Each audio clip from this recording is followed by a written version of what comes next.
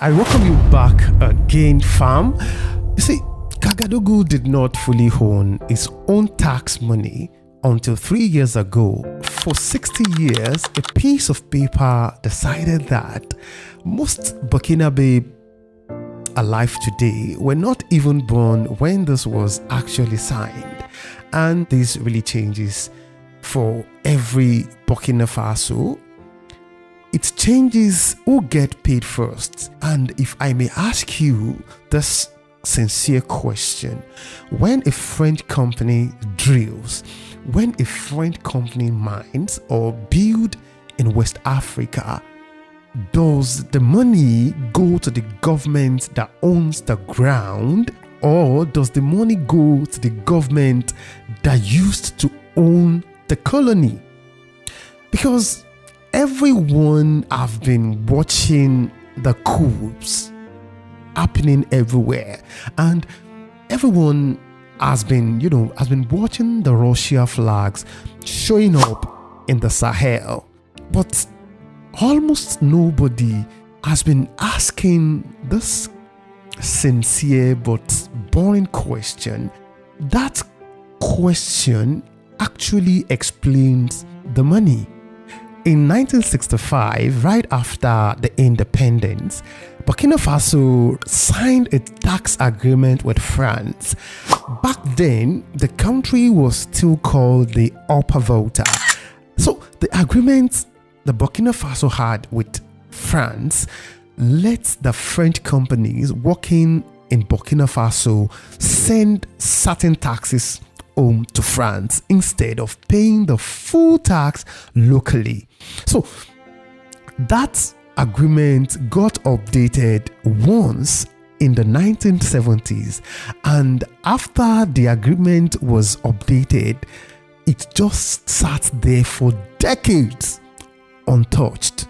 So in January 2020, Burkina Faso's government, they asked France to sit down with them, and they told them that they want the agreement reviewed. In other words, they told France that they want to renegotiate. France decided not to answer. At the end of 2021, Burkina Faso asked France again, can we renegotiate this agreement? France still did not answer. So a government that had politely asked twice and they got no answer, so they decided within themselves that they're going to stop asking France. So they decided to stop asking them for the renegotiation. And I want us to talk about who actually benefited from this treaty. For French companies working in Burkina Faso, it meant that they are going to be paying a lower tax, not because they were better, not because they were intelligent, not because they are richer, but it was just because of where they came from. So that advantage was written into law for almost 60 years. But something happened on August 7, 2023. Captain Ibrahim Traoré's government, they formally did something significant. They cancelled the treaty, and under the treaty, that cancellation was supposed to follow a very strict timeline. But Burkina Faso moved on its own schedule instead. France pushed back on that. Paris did not treat the treaty as fully did right way. They thought the cancellation was done in a very wrong manner. It didn't follow the procedure. So France only treated it as suspended and only let it fully end in January 1, 2025. So this treaty was never just one piece of paper standing alone. It sat inside something much bigger, because France built a whole system after independence to stay financially close to its own former colonies. So That system includes the CFA, that's franc currency agreements. It also includes defense agreement. It includes a network of personal relationship French officials built with African leaders, most famously, through a man named Jacques Foccart. And all of it was built to actually keep the ties to Paris strong long after the flags changed. I always do on this channel. I always like to give the other side its own fair case, because that actually matters here when you are doing an analysis like this. And you see, this is a military government that took power in a coup in January 2026. It dissolved every political party in the country. Human Rights Watch has accused Burkina Faso's force of serious abuses against civilians during the fight against, armed groups. And France's own government also argues that Burkina Faso broke the treaty's own rules by cancelling it outside the correct window. So you see, all this thing on paper, this was not a clean legal exit, right? Like I told you earlier. So it was a kind of unilateral one that France simply chose not to fight. A government can be authoritarian and still be right about one thing. A 60-year-old tax break for a foreign country companies does not belong in a sovereign nation's law books. So who cancelled it does not erase what changed once it was gone. In 2024, Burkina Faso produced about 60 tons of gold, and in 2025, that number jumped past 94 tons. And this is the biggest single-year jump in the country's mining history. Burkina Faso has never recorded such a history. Nearly half of that gold, around 43 tons, came from small-scale and artisanal miners. So picture a miner in the north who used to sell his gold to a middleman and who paid whatever price he felt like that day. Now, that same miner sells into a government-backed buying system with a fixed published price. You see, that is the real change behind that skyrocketed number I just mentioned earlier. So the government's share of that gold rush actually passed 776 billion CFA francs in 2025, and that is more than $1.4 billion.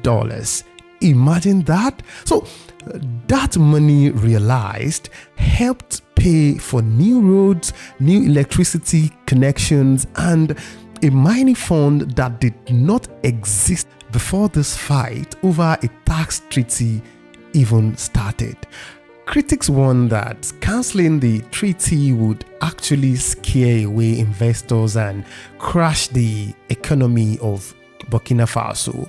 But instead, gold production went up and the tax revenue went up in the very next year. So some of that came from high gold prices around the world, but a lot of it came from the government simply taking higher controls of an industry it used to barely track. So most economists say that control was overdue with or without the tax treaty, without the treaty fight. You see, Burkina Faso is still one of the most violent country on earth right now. And I mean it. Armed groups linked to Al-Qaeda and Islamic State are still active across the north, south, and west of the country. Winning back tax money does not fix that, okay? And owing your own money and being safe in your own country are two different fights, and one does not solve the other.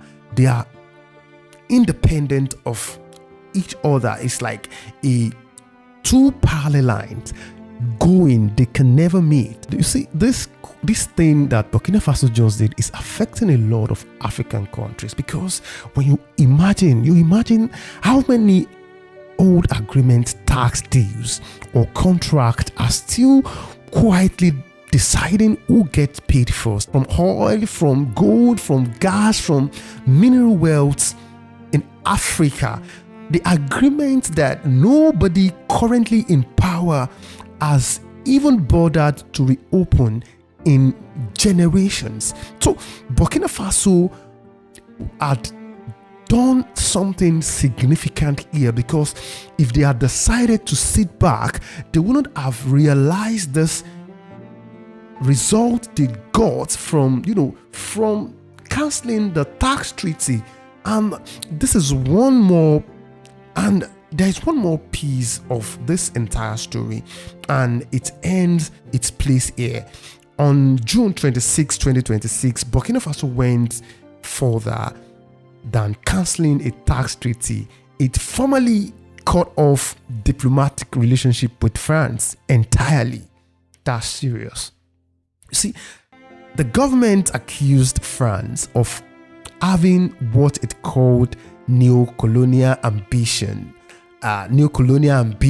and of quietly backing groups working against it. And France called the decision, or let me say, France called the move hostile and unfounded. The tax treaty was not the end of this story. It was the opening move in a 60 years unwind that just reached its final stage. And I'm so sure many African countries can follow suit what Burkina Faso have just done. Enough of talking. Action is much more needed. If many African leaders can hold the bull by the horn, and they decide to go all in with actions and stop too much words, I believe they're going to achieve a lot for African countries. This treaty did not fall because a junta got lucky with gold prices. It actually fell because government finally asked what Paris was getting for free. And once it stopped asking politely and just acted, the money followed. If they did not act, nothing significant will happen. So action is better than too much words. That is my own verdict. Every examined agreement still sitting in an African government files today is a choice someone is still making. I'm telling you, it's a choice someone is still making. If someone decided from the top governments in Africa decided to follow suit Burkina Faso's part, something significant will change. So the next time any one of us hearing me right now hear a government say, a foreign government say a foreign government agreement cannot be changed, ask them, who told you that? Ask the person telling you immediately, who told you that, and give them example of Burkina Faso. And if this gave you clarity, share it with one person who needs to, to understand what is really happening in Africa. And I want you to subscribe, like, share this video, and I will see you on the next one. Thank you.